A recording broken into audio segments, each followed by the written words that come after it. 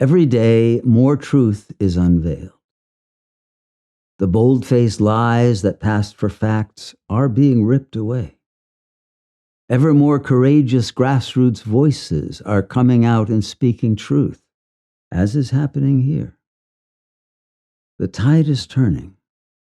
Growing numbers of parallel organizations are morphing into a unified, higher dimensional, breakaway spiritual culture.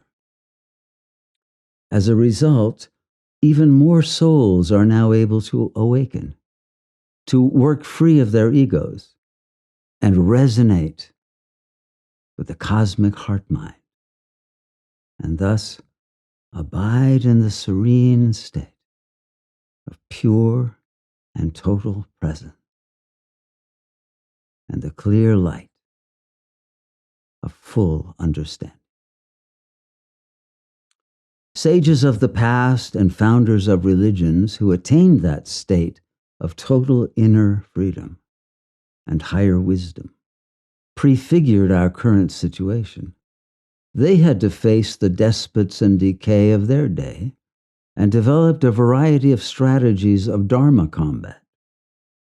For example, the stance that Rav Yeshua, Jesus, famously took was to live nonviolently and anarchically, but directly speaking truth to power. With genuine divine authority, he annulled the obsolete religious laws and replaced them with a new mandate to live wholly, totally, in the ecstatic state of divine love. Among the Sufis, great spiritual leaders such as Ibn Arabi, Rumi, Al-Hallaj, Surawardi, and others taught the same approach. In India, Guru Nanak, during the same period, embodied a similar heroic response to the worsening iniquity of the age. The ancient Taoist sages, instead, headed for the hills, and there built autonomous ashram-like farming communities. Later on, the man destined to be called the Buddha followed a comparable pattern. He simply disappeared from view. He abdicated his position as prince of a small kingdom in a stagnant culture. He even, shockingly, abandoned his wife and child to retreat into the forest and engage in the most extreme austerities as a total renunciate, only to emerge years later as a world teacher of a new paradigm of reality. He sidestepped the caste system that determined one's social rank and power and focused on the deeper truth of emptiness, of the unreality of the world. And he renewed the ancient yogic path of transcendence into nirvana while the body is still alive. The aim was to mass produce bodhisattvas, empowered souls who could effectively transform the world if enough of them appeared simultaneously. So far, that has not occurred. But why not now? The time is ripe. In Hindu mythology, the avatar Krishna chose a more aggressive approach, leading the souls loyal to the Dharma, the divine ideal of goodness, to victory in battle over the egocentric forces bent on unethical conquest. But he did not engage in combat. Krishna was a lover, not a fighter. He simply drove the hero's chariot, a metaphor for the role of the higher self in relation to the ego. But the power of his presence was decisive.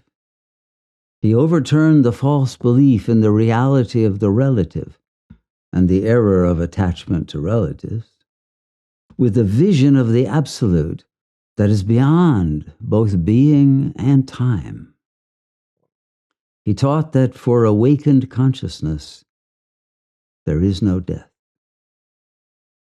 He also taught that there are divine weapons waiting to be used by awakened warriors who know how to wield them that will bring certain victory.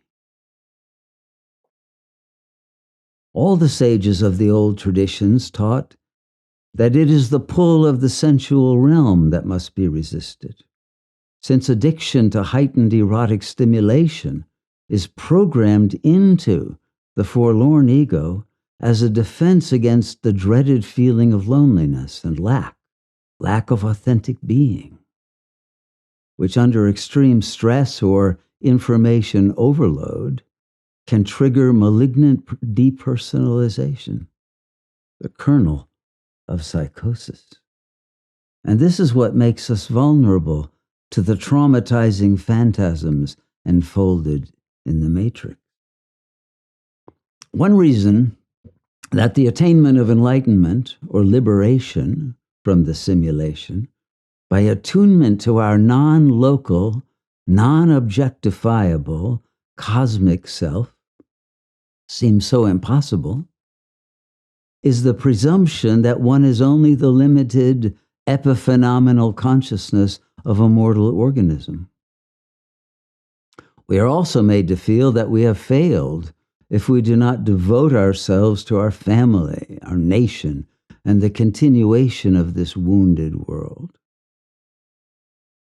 Yet the only way left to help the world is to relieve its inhabitants of their illusory sense of real existence, an existence ever more insecure in this nightmare realm of cruelty and madness. The underlying reason for our moral paralysis and spiritual blindness is the bogus belief that we are bodily beings in a real world. But the truth is, we are neither in the world nor of it. The world is but an appearance in our consciousness. If one recognizes that ontological ignorance is the root condition behind the world's impending fate of suffering through its ghastly final death throes, then a simple solution becomes instantly accessible. By shifting the focus of our attention and our resonance to the rapturous frequency of our cosmic heart-mind, the world dream indeed will be saved by our regaining the power to redream it, to transform it from a hell realm to a glorious paradise.